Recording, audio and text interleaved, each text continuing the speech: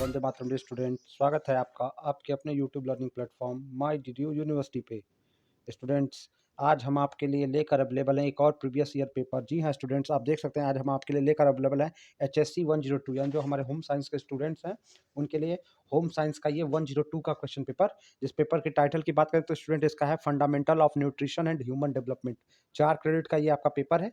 तो स्टूडेंट, आप देख सकते हैं 2022-23 का ये पेपर है, जो प्रीवियस ईयर पेपर आपका कह सकते हो। तो आइए देखते हैं कैसे क्वेश्चन आए थे और उसका राइट आंसर क्या है, ताकि आपका एग्जामिनेशन में आपकी तैयारी हो सके सबसे अच्छी ढंग से।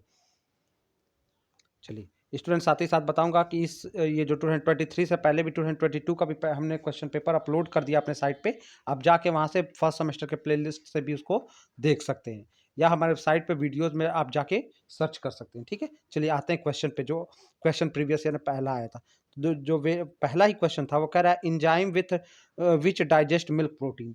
कौन सा एंजाइम है, या दूध को पचाने वाला एंजाइम कौन सा है? स्टूडेंट आपको बताएं, ये क्वेश्चन का ऑप्शन जो है, आपको मैं छोटी छोटी बातें बताऊंगा। जो हमारे स्टूडेंट नए हैं वो पेन पेपर लेके बैठिएगा, वीडियो को पॉज कर दीजिएगा और लेकर बैठ के छोटी छोटी बातों को नोट कर लीजिएगा। तो ये इसमें कुछ जो पहली बातें हैं कि जो कह रहा है दूध को पचाने वाला एंजाइम क्या है। स्टूडेंट, इसका राइट आंसर तो रेनिन होगा। देखिए अभी मैं बताऊंगा कि क्यों रेनिन होगा। स्टूडेंट, जो कह रहा है ना, रेनिन जो होता है वो दूध को पचाने वाला एंजाइम है। इसमें साथ ही साथ जो ट्रिप्सिन है ना, जो ऑप्शन आपका बी है, ये भी प्रोटीन को पचाने में सहायक एंजाइम है, लेकिन मुख्य एंजाइम रेनिन है। ठीक है, तो ये मानव शरीर में रेनिन जो होता है ना, वो निष्क्रिय रूप में होता है, और तब यह तब इसका नाम जो रेनिन न रखे, जब ये निष्क्रिय रूप में मानव शरीर में व्याप्त रहता है, जो प्रोरेनिन के नाम से जाना जाता है। ठीक है, और बाद में ये दुग्ध प्रोटीन को पचाने के लिए रेनिन का रूप ले लेता है, रेनिन बन जाता है, और रेनिन बन के ये दुग्ध प्रोटीन को पचाता है। ट्रिप्सिन भी प्रोटीन को पचाने में सहायक है, और जो ट्रिप्सिन है ये अग्नाशय में उत्पन्न होता है। ठीक है, तो ये आपको समझना है। ठीक है, और जो दुग्ध प्रोटीन होता है स्टूडेंट, इसको हम केसीन के नाम से जानते हैं। ठीक है, केसीन दूध प्रोटीन जो होता है, दुग्ध प्रोटीन जो ये है, इसका नाम क्या? दुग्ध प्रोटीन को क्या कहते हैं? दुग्ध प्रोटीन का भी एक नाम है, उसको केसीन बोलते हैं। और ये गाय के दूध में हम कहते हैं 82% जो प्रोटीन होता है वो केसीन प्रोटीन होता है। ठीक है, तो ये आपको समझना होगा। ठीक है, रेनिन इसका राइट आंसर हो जाएगा। दूसरा क्वेश्चन है, अधिकतम पोषक तत्व रक्त में कहाँ अवशोषित किए जाते हैं, यानी कहाँ पे मैक्सिमम न्यूट्रिएंट एब्जॉर्ब किए जाते हैं, अवशोषित किए जाते हैं बॉडी में। तो सबसे ज्यादा जो अधिकतम पोषक तत्व जो है वो एब्जॉर्ब किए जाते हैं, इसका राइट आंसर हो जाएगा छोटी आंत में, स्मॉल इंटेस्टाइन में। स्टूडेंट, कहाँ पे किए जाते हैं? स्मॉल इंटेस्टाइन, यानी आपके छोटी आंत में किए जाते हैं। ठीक है, छोटी आंत में एब्जॉर्ब किए जाते हैं। जो ऑप्शन आपका सी है वो राइट आंसर है। ठीक है, अब देखिए, छोटी आंत में भोजन टूट कर तरल यानी लिक्विड हो जाता है, और छोटी आंत में ही अधिकतम पोषण तत्व को एब्जॉर्ब किया जाता है। बड़ी आंत में जो होता है ना, वो वाटर का एब्जॉर्प्शन होता है, यानी जल का अवशोषण होता है। तो बड़ी आंत में किसका अगर पूछता है क्वेश्चन, जल का अवशोषण, तो बड़ी आंत। लेकिन जो पूछा है पोषक तत्व का यानी न्यूट्रिएंट का, तो इसका छोटी आंत आपका राइट आंसर हो जाएगा, स्मॉल इंटेस्टाइन जो जिसको आप कहते हो। ठीक है, ये आपका राइट आंसर होगा। चलिए नेक्स्ट क्वेश्चन की तरफ मूव कर लेते हैं। अगला क्वेश्चन, लार में एमाइलेज, यानी जो अमाइलेज प्रेजेंट होता है हमारे स्लाइवा में, लार में कार्बोहाइड्रेट के डैश में टूटने की शुरुआत करते हैं। तो देखिए, जो लार में होता है टाइलिन, जो स्टार्च को शर्करा में तोड़ देता है। लार में क्या होता है? लार में जो मौजूद होता है टाइलिन, टाइलिन स्टार्च को शर्करा में तोड़ देता है। तो हमारा उत्तर हो जाएगा साधारण शर्करा, यानी सिंपल शुगर में तोड़ता है, फैटी एसिड में नहीं, प्रोपेटाइड्स में भी नहीं, अमीनो एसिड में भी नहीं। ठीक है, अमीनो एसिड के बारे में आगे आपको बताऊंगा। ठीक है, तो इसको आपको ध्यान रखना है। नेक्स्ट अगला क्वेश्चन देख लेते हैं। नेक्स्ट क्वेश्चन जो आया था वो कह रहा है, a substance needed by the body for growth, energy, repair and maintenance is called, यानी शरीर द्वारा ध्यान से देखिए, शरीर द्वारा विकास, ऊर्जा और समस्त रख रखाव के लिए आवश्यक पदार्थ को क्या कहा जाता है? उसको क्या हम क्या कहते हैं? पोषक तत्व, जिसको न्यूट्रिएंट्स कहते हैं, माइक्रो न्यूट्रिएंट्स, न्यूट्रिएंट्स, यही इसका राइट आंसर होगा। ठीक है, तो न्यूट्रिएंट हो जाएगा कि जो सबस्टेंस बॉडी में ग्रोथ, एनर्जी और रिपेयर के लिए, यानी ऊर्जा, मरम्मत और रख रखाव के लिए संबंधित होता है, उसको पोषक तत्व कहते हैं। नेक्स्ट क्वेश्चन जो आया है, यह कह रहा है कि यह भोजन समूह हमारे शरीर में ऊर्जा का सर्वोत्तम स्रोत है। अब देखिए, ऊर्जा का सर्वोत्तम स्रोत यानी जो बेस्ट सोर्स है, या जो कह रहा है कि बॉडी के लिए बेस्ट सोर्स है, तो वो क्या है? तो ये कह रहा है मीट, अब ये इसको ऑप्शन को ध्यान से देखना पड़ेगा, मीट ऐसा तो नहीं है। फिर कह रहा है फैट्स, ऑयल और स्वीट, वसा, तेल, मिठाई। वसा तो शरीर के लिए बहुत अच्छा जरूरी है, लेकिन बहुत जरूरी नहीं है। तेल और मिठाइयों में वसा और ये सब चिकनाहट रहेगी। लेकिन ब्रेड्स एंड सीरियल्स, जो ऑप्शन सी कह रहा है ना, ब्रेड्स और सीरियल, ब्रेड्स मतलब रोटी और सीरियल्स मतलब अनाज के दाने, ठीक है, अनाज जिसमें दाल चावल सब आएगा, तो ये हमारे शरीर के लिए सबसे ज्यादा जरूरी है। तो ये ऑप्शन सी सही होगा, ठीक है। दूध पनीर में तो बस प्रोटीन ज्यादा मिलेगा, लेकिन अनाज में बहुत तरह के अनाज है, मोटा अनाज और दाल, तो इसमें प्रोटीन, फाइबर, विटामिन सब हमको प्राप्त हो जाते हैं। चलिए नेक्स्ट क्वेश्चन कह रहा है ब्रेड, अनाज, चावल और पास्ता। अब ब्रेड, अनाज, चावल और पास्ता समूह किसका अच्छा स्रोत है? तो ब्रेड, ये सब में ऑप्शन देख के बताना है। तो ब्रेड में भी कार्बोहाइड्रेट, अनाज में भी कार्बोहाइड्रेट, चावल में भी और तो पास्ता में भी, ठीक है। तो सब में कार्बोहाइड्रेट ज्यादा होता है, तो ऑप्शन सही रहेगा कि किसके स्रोत हैं? ये सारे कार्बोहाइड्रेट के सोर्स हैं। अब विटामिन सी तो खट्टी चीजों में मिलता है, तो इन सब चीजों में सब में तो नहीं मिलेगा, ठीक है। विटामिन डी नहीं मिलेगा, कैल्शियम हमको दूध में मिलेगा, और जैसे अनाज के दानों में मिल जाएगा, लेकिन बाकी चीजों में नहीं मिल पाएगा, ठीक है। तो इसलिए हमारा right answer carbohydrate. Soybean is good source, soybean किसका अच्छा सोर्स है? तो ये तो बच्चे बच्चे को आपने स्टूडेंट पता ही है कि सोयाबीन में सबसे ज्यादा क्या होता है? कार्बोहाइड्रेट नहीं, प्रोटीन होता है। क्या होता है जो सबसे ज्यादा होता है? वो होता है प्रोटीन, ठीक है। तो प्रोटीन सबसे ज्यादा होता है। Soybean is a good source of protein, याद रखना है। अगला क्वेश्चन का है कि कौन सा पानी में घुलनशील विटामिन है, इसे हर रोज लेना आवश्यक है। दो बात, पानी में घुलनशील विटामिन, तो पहले तो हमको पता होना चाहिए कि पानी में जो घुलनशील विटामिन होते हैं वो बी और सी हैं। तो विटामिन बी को कई जगह बी कॉम्प्लेक्स भी हम कह देते हैं। तो जल में घुलनशील विटामिन जो वाटर डिजॉल्व होते हैं वो क्या होते हैं? बी और सी। तो अब बस यहीं से हमारा काम हो जाता है कि डी नहीं है, के नहीं है और ए नहीं है। बी और सी जल में घुलनशील होते हैं, तो ऑप्शन सी हो जाएगा। और सी को लेना, जो जैसे नींबू, संतरा, ये सब चीजें हैं जिसमें सी है। और बी, विटामिन बी जो होता है और बी और सी जो होता है वो हमारे ब्रेन के लिए, इम्यूनिटी के लिए, हमारे प्रतिरोधक क्षमताओं के लिए, हेल्थ के लिए, एनर्जी के लिए बहुत जरूरी है। और ये सारे जल में घुलनशील होने के नाते ना शरीर में ज्यादा मात्रा में इकट्ठा नहीं होते हैं, तो ये कभी हमारे शरीर को नुकसान ही नहीं करते हैं, ठीक है। और ये इनको रोज लेना भी आवश्यक होता है। और जो विटामिन ए, डी, ई, के होता है ना स्टूडेंट्स, तो जो ए, डी, ई, के होता है ये फैट डिजॉल्व यानी वसा में घुलनशील, नोट कर लेगा कि ए, डी, ई और के ये हमेशा वसा में वसा में घुलनशील होते हैं, ठीक है। ये किस में घुलनशील होते हैं? वसा में घुलनशील होते हैं, इस बात को ध्यान दीजिएगा।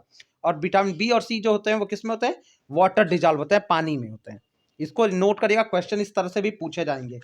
प्रीवियस ईयर में भी हमने बहुत अच्छे से स्टूडेंट आपको समझाया, वहां का भी वीडियो जाके चेकआउट कर लीजिएगा, ताकि आपके और ज्यादा डाउट्स क्लियर हो जाएंगे और आपको पता चल जाएगा कि चूंकि इस बार आपके 50 क्वेश्चन आ रहे हैं, पहले 40 आते थे, तो उन दोनों क्वेश्चन पेपर से आपको बहुत मदद हो जाएगी। अगला क्वेश्चन है निम्नलिखित में से किसे प्रोटीन का आसानी से पचने योग्य स्रोत माना जाता है? तो किसे प्रोटीन का, which of the following consider N easily digestible source of protein?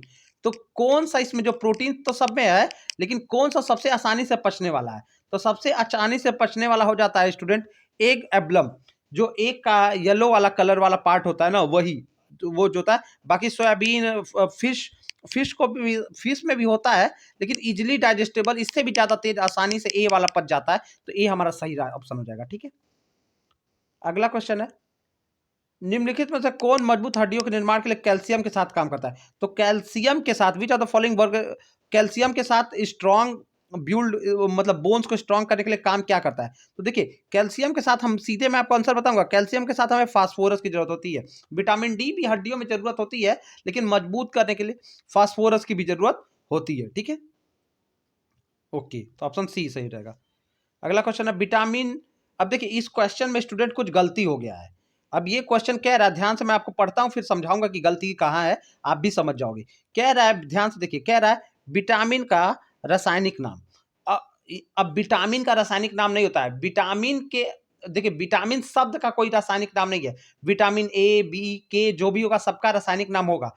और अंग्रेजी क्वेश्चन की तरफ भी देखिए नजर दौड़ाते हैं। जब क्वेश्चन ये कह रहा है B1 का, इस क्वेश्चन में हम देखेंगे तो कह रहा है chemical name of vitamin B1, और यहाँ विटामिन का इसके बीच में B1 छूट गया है, यानी विटामिन B1 का पूछा है। किसका पूछा है? B1 का, ठीक है। तो ये विटामिन B1 का पूछा है रासायनिक नाम, ठीक है। तो विटामिन B1 का जो होता है स्टूडेंट, विटामिन B1 को थायमीन कहते हैं। क्या कहते हैं? विटामिन बी का हमारा राइट आंसर हो जाएगा थायमीन। विटामिन बी को हम किस नाम से जानते हैं? थायमीन के नाम से जानते हैं, ठीक है। ये हमारा राइट आंसर हो जाएगा। स्टूडेंट बहुत ध्यान से क्वेश्चन करना है, सारी बातें मैं आपको एकदम एग्जैक्ट बताऊंगा जिससे आपको बिल्कुल कोई दिक्कत नहीं होने वाली है। अगला क्वेश्चन है, भोजन सीधे पेट से द्वारा गुजरता है, यानी फूड जो होता है वो स्टमक में कहां से डायरेक्टली हो जाता है, थ्रू द स्टमक से कहां जाता है? तो जो फूड पास करता है स्टूडेंट, जो भोजन होता है वो स्मॉल इंटेस्टाइन में चला जाता है, जो किस में जाता है, और यहीं से छोटी आंत से ही ये क्या कर लेता है, सारा जो है ना अपने यूजफुल मटेरियल है जो खाने का ना, वो निचोड़ के निकाल देती है। छोटी आंत जो हमारे शरीर को जरूरी है वो निकाल के हमारे शरीर को दे देती है, ठीक है। तो छोटी आंत हमारा सही आंसर हो जाएगा। अगला क्वेश्चन है, किसे पोषक तत्व नहीं माना जाता? अब इसमें से पोषक तत्व क्या नहीं, न्यूट्रिएंट कौन सा नहीं है? Which are the following not considered as a nutrient? तो विटामिन भी न्यूट्रिएंट है, खनिज भी है और वसा भी है। लेकिन देखिए ये सी क्या कह रहा है, एंजाइम। एंजाइम तो हमारे स्लाइवा में होता है, लार में होता है, ये पाचन में हमारे डाइजेशन में हेल्प करता है, तो ये इसमें से पोषक तत्व नहीं है। विटामिन जो ऑप्शन सी है ये पोषक तत्व नहीं है, ठीक है। बाकी सारे हैं। खट्टे फल, अब बताया ना, मैंने आपको पहले बताया खट्टे फल में क्या पाया जाता है, ये आप सब स्टूडेंट को पता होगा। संतरे में, नींबू में क्या पाया जाता है? Vitamin C. राइट आंसर जाएगा कि citrus food are excellent source of vitamin C, ठीक है। चलिए अगला आगे बढ़िए। गर्भस्थ शिशु माँ से जुड़ा होता है। अब देखिए जो आपने भी बहुत बार देखा भी होगा और मतलब समझ भी होगा कि जो बच्चा होता है वो माँ से, जो फीटस, जिसको गर्भस्थ शिशु मतलब फीटस, जो फीटस होता है वो मदर से कैसे जुड़ा हुआ होता है? तो मदर से जो होता है वो जो कहते हैं अम्बिलिकल कॉर्ड, यानी गर्भनाल द्वारा। एक होता है ना माँ का शिशु से जुड़ा किससे होता है? गर्भनाल से होता है। और जब बेबी का बर्थ होता है तो गर्भनाल को बहुत सावधानी से कट करके अलग किया जाता है, जिससे बेबी को उसमें अलग किया जाता है, ठीक है। तो गर्भनाल से जुड़ा होता है, जिसको अम्बिलिकल कॉर्ड बोलते हैं, फीटस उससे जुड़ा हुआ होता है। चलिए अगला क्वेश्चन है, निषेचित अंडाणु कहलाता है, यानी जो कह रहा है फर्टिलाइज एग होता है वो क्या कहलाता है? तो देखिए फर्टिलाइज एग को हमेशा जाइगोट बोलते हैं, ये तो आपको अच्छे से पता ही होगा, ठीक है। इसको जाइगोट बोलते हैं, ठीक है। नमक का रासायनिक नाम, ये तो NaCl आपको पता है, ये सोडियम क्लोराइड। नमक का जो केमिकल नेम है वो क्या है? Sodium chloride, NaCl। अगर नाम भी, अगर ये भी लिख देगा ना अगले बार तो कंफ्यूज मत हो जाना, NaCl ही कहते हैं, इसका वो सूत्र है, फॉर्मूला जिसको आप कहते हो। निम्नलिखित में से कौन सी मानव लार ग्रंथि नहीं है, यानी जो कौन सी लार ग्रंथि नहीं है? तो लार ग्रंथि की बात करें स्टूडेंट तो कह रहा है पैरोटिड और सब मैक्सलरी और सबलिंगुअल, ठीक है। तो इंफ्रा ऑर्बिटल, देखिए अब इंफ्रा ऑर्बिटल जो होता है ना, ये कोई लार ग्रंथि नहीं है। बाकी जो है पैरोटिड की बात करें तो ये जो होता है सबसे बड़ी जो लार ग्रंथि है, मतलब लार्जेस्ट वो स्लाइवा ग्लैंड है, ठीक है। स्लाइवा है, सबसे सबसे बड़ी लार जो ग्रंथि वो क्या है? पैरोटिड है, ठीक है। तो ये हमारा जो है, और कौन नहीं है? तो इंफ्रा ऑर्बिटल नहीं है। चलिए अगला क्वेश्चन करा, प्री नेटल अवस्था होती है। तो प्री नेटल की बात करेंगे, प्री नेटल तो ये गर्भधान से जन्म तक, जब तक बच्चा पेट में आता है माँ के, और जब तक उसका बर्थ नहीं होता है तब तक के पीरियड को प्री नेटल, और उसके बाद पोस्ट नेटल पीरियड होता है, ठीक है। उसके बाद जन्म होने के बाद का समय जो कहलाता है वो प्री पोस्ट नेटल पीरियड कहलाता है। अगला क्वेश्चन है, निम्नलिखित में से कौन सा खाना पकने का तरीका नहीं? ये तो एकदम आसान क्वेश्चन, कोई भी जानता है कि खाना पकने में तलना, भूनना और पकाना पड़ता है, लेकिन सिलाई का क्या काम है इसमें? तो ये तो आप आराम से कर लोगे कि सिलाई खाना पकाने का तरीका बिल्कुल नहीं है। अगला क्वेश्चन, कम तापमान पर धीमी उबाल होता है। किस कम तापमान पर धीमी उबाल होता है? देखिए आपको स्टूडेंट्स पता है कि उबाल आने के लिए 100 डिग्री सेल्सियस का होना जरूरी है। तो 100 डिग्री से उबाल तेजी से स्टार्ट हो जाता है, लेकिन ये पूछा धीमी उबाल, तो स्टूडेंट धीमी उबाल आपकी शुरू हो जाती है 85 से 96 पे, ठीक है। 85 से 96 पे धीमी उबाल यहीं से इसके बीच में होती है, और जो ठीक है, और जो तेज उबाल होती है वो 97 से 100 तक में हो जाती है, और 100 पे जाते एकदम अत्यधिक तेज उबाल आने लगता है, ठीक है। तो धीमी उबाल 85 डिग्री सेल्सियस से 96 डिग्री सेल्सियस पे ही होता है, ये आप देख लीजिए, एकदम कंफर्म रहे, 97 से 99 पे नहीं जाएंगे, क्योंकि मानक 85 से 96 का ही है। अगला क्वेश्चन है, निकोटेनिक अम्ल की कमी से, यानी कौन सा निकोटेनिक एसिड की कमी से कौन सा रोग होता है? Which disease caused by nicotinic acid तो nicotinic deficiency of nicotinic acid, तो इससे कौन सा होता है? तो देखिए, तो निकोटेनिक एसिड जो होता है इससे पैलेग्रा होता है, इसकी कमी से पैलेग्रा हो जाता है, जिसको भयंकर त्वचा रोग होता है। ठीक है, इसमें मानसिक भ्रम होता है, मुंह में बड़े बड़े छाले, चेहरा लाल पड़ जाता है, पाचन तंत्र पूरी तरह से बिगड़ जाता है। ठीक है, इसको निकोटेनिक एसिड की बात करें तो आप इसको समझिए किस एसिड को बोल रहा है, तो B3 को बोल रहा है। किसको बोल रहा है? B3 मतलब निकोटेनिक एसिड। इसको नाइसिन के नाम से भी जाना जाता है, B3 भी। ये सब नोट करिए, छोटी छोटी बातें। अदरवाइज स्टूडेंट बस वीडियो देखने से कुछ नहीं होगा, छोटी छोटी बातों को नोट करिए पेन पेपर पे, अगर अच्छा नंबर लाना है आपको तो। अगला क्वेश्चन है, गुड सूत्र dash chromosomes are responsible for sex determination of child. तो गुण सूत्र शिशु के लिंग निर्धारित हेतु जिम्मेदार होते हैं। तो क्या देखिए, जो माँ का होता है स्टूडेंट, क्रोमोजोम्स की बात करें, गुणसूत्र जो होता है फीमेल्स में, आपको तो ये पता ही होगा कि XX क्रोमोजोम्स होते हैं और मेल्स में XY क्रोमोजोम्स का पेयर होता है। ठीक है, ठीक है, तो दोनों दोनों रिस्पॉन्सिबल होते हैं। अगर निर्धारण करना XX है तो फीमेल चाइल्ड हो जाता है, और XY है तो वो मेल चाइल्ड होता है। तो दोनों से डिटरमाइन करने के लिए आवश्यक है कि दोनों मतलब निर्धारण करने के लिए, लिंक निर्धारण करने के लिए दोनों की आवश्यकता है। अब याद करेगा कि 23 पेयर में क्रोमोसोम्स होता है। जो गुणसूत्र होते हैं उनकी उनकी कितने होते हैं? 23 जोड़े में होते हैं, यानी 46 संख्या में होते हैं, टोटल 46। ठीक है, और इस 46 क्रोमोसोम्स को केरोटाइप भी बोला जाता है। इसको क्या बोला जाता है? इसी का नाम है 46 पेयर को, जब उसको केरोटाइप भी बोलते हैं। केरोटाइप, KEROTYPE, केरोटाइप। ठीक है, चलिए नेक्स्ट क्वेश्चन देखिए, पाचन के बाद प्रोटीन किसमें परिवर्तन हो जाता है? तो जब जब खाना कर ग्लूकोज में नहीं, सुक्रोज में बिल्कुल नहीं, वसा में तो हो ही नहीं सकता है। तो हमारा ऑप्शन जो अमीनो एसिड है ना, बिल्कुल खाना के बाद जो निचोड़ उचोड़ के जो भी हो जाता है ना, तो जो सब पाचन का प्रोटीन जो होता है वो अमीनो एसिड में चेंज हो जाता है, जिसको अमीनो अम्ल कहते हैं, जो जीवन का आधारभूत तत्व हो जाता है। ठीक है, एक बिल्डिंग ब्लॉक्स ऑफ लाइफ इसको बोला जाता है। इसको क्या बोला जाता है? अमीनो एसिड ही को बिल्डिंग ब्लॉक्स ऑफ जो है बॉडी बोला जाता है, लाइफ बोला जाता है। ठीक है, चलिए अगला क्वेश्चन है, दूध, पनीर और दही डैश के लिए महत्वपूर्ण है, यानी मिल्क, चीज और योगर्ट। ठीक है, मिल्क, चीज और योगर्ट जो है, अब योगर्ट भी है, इसको कर्ड भी आप कह सकते हो, थोड़ा सा अंतर होता है दोनों में दही के लिए। तो योगर्ट में किसके लिए महत्वपूर्ण है? तो ये जो है ना, मजबूत हड्डियों, दांत, मांसपेशियों। तो पनीर, दूध, सब ये सब के लिए क्या है? ये उपरोक्त सभी हमारा राइट आंसर हो जाएगा। ठीक है, बोन्स में चाहिए ही चाहिए, दांत में चाहिए ही चाहिए, कैल्शियम दोनों में होता है, दूध, दही, पनीर में सब में, मांसपेशियों चाहिए, तो उपयुक्त सही हमारा डी ऑप्शन सही हो जाएगा। अगला क्वेश्चन है, छिलके वाली सब्जियों को धोने के से कौन सा विटामिन निकल जाता है? अब देखिए, धोने से क्या होता है, धोने से सब्जियां तो साफ होती हैं, लेकिन कह रहा छिलके वाली सब्जियों को, पील्ड वेजिटेबल यानी छिलके, जो छिलने के बाद जो सब कौन सी सब्जियों को धोया नहीं जाता, यानी क्योंकि उनका विटामिन निकल जाता है। तो कैसे निकलेगा विटामिन? क्योंकि जब धुलेंगे ना, तो उसमें जो पानी में घुलने वाले विटामिन होंगे वही निकल जाएंगे, पानी में आ जाएंगे। तो इसीलिए तो किसको किसको, तो जिस जो हमारा सी है ना, तो सी और बी मैंने बताया था वाटर डिजॉल्व है, यानी पानी में घुलनशील विटामिन क्या है? बी और सी, या बी कॉम्प्लेक्स और सी बी आप कहते हो। तो ये पानी में घुल जाते हैं। ठीक है, बाकी ई, डी और के, ये जो तीनों है ना, ई, डी और के, ठीक है, ये जो तीनों है ये फैट में, इसको वसा में, ये फैट में, जिसको फैट मतलब वसा में घुलनशील है। ठीक है, तो ये याद रखेगा, ई, डी और के जो होते हैं वसा में, और सी होता है पानी में घुलनशील है। और यही वाला धुलने पे विटामिन, पानी में धुलने में, अगर सी किसी सब्जियों में हो और उसको धुल दो तो वो क्या हो जाएगा? पानी में बह जाएगा। जैसे प्याज वाज को बहुत सारा चीजें हैं। ठीक है,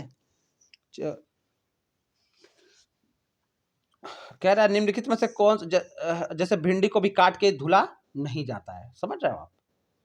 तो कह रहा है निम्नलिखित में कौन सा मजबूत हड्डियों के निर्माण के लिए कैल्शियम के साथ काम करता है? तो ठीक है, फास्फोरस काम करता है। ये तो पहले से रिपीटेड क्वेश्चन था स्टूडेंट, इसलिए जल्दी से बता दिया। विटामिन सी का रासायनिक नाम क्या है? अब देखिए, सी को क्या बोला जाता है स्टूडेंट? सी का रासायनिक नाम है एस्कॉर्बिक एसिड। विटामिन सी का जो केमिकल नेम है वो क्या होता है? Ascorbic acid. अब कुछ जरूरी बातें बताऊंगा, वो भी नोट करिएगा। जो रायो रायो जो कह रहा है रिबोफ्लैक्विन, जो रिबोफ्लैक्विन जो है, यहाँ राइबोफ्लैक्विन लिखा है, रायोबोको, तो इसको रिबोफ्लैक्विन जो होता है स्टूडेंट, तो रिबोफ्लैक्विन B2 को बोलते हैं। किसको बोलते हैं? इसको, ये जो है ना, ये आपका, ये दोनों इधर समझिए, B2 है। ठीक है, विटामिन B2 को रिबोफ्लैविन फ्लैविन कहते हैं। बायोटीन B7 को कहते हैं। बायोटीन किसका नाम है? जो बायोटीन है ना, ये B7 होता है, ठीक है। और B3 को निकोटेनिक या नाइसिन बोलते हैं, तो ये B3 होता है। जो तीसरा ऑप्शन है ना, ये जो निकोटेनिक होता है इसको B3 बोलते हैं, ठीक है। इसी का नाम नाइसिन भी है। तो ये सारी बातें याद रखिएगा किसका कौन सा नाम है। चलिए नेक्स्ट क्वेश्चन की तरफ चलते हैं। इनमें से कौन सी सब्जी या एक फूल है जो हम खाते हैं? अरे भैया कौन सा खाते हैं? तो देखते हैं ऑप्शन जरा देखें। ब्रोकली, स्क्वाश, आलू, सलाद पत्ता। अब कह रहा है तो जो ब्रोकली होता है वो क्या है? एक तरह का पत्ता गोभी है, सॉरी एक तरह का फूल गोभी है जिसको हम कालीफ्लावर बोलते हैं। तो ब्रोकली में भी फूल गोभी एक सफेद वाली होती है और एक हरी वाली फूल गोभी जो होती है वो ब्रोकली होती है, ठीक है। तो ये फूल गोभी है, इसमें फ्लावर होता है, वो उसका फूल है, इसी उसी को हम खाते हैं। तो ब्रोकली हमारा सही आंसर हो जाएगा। कौन सी सब्जी पत्ते से बनी होती है जिसे हम खाते हैं? तो पत्तेदार सब्जी क्या क्या है? पालक, पालक की साग, जितने तरह की साग है सब पत्तेदार सब्जियां हैं, ठीक है।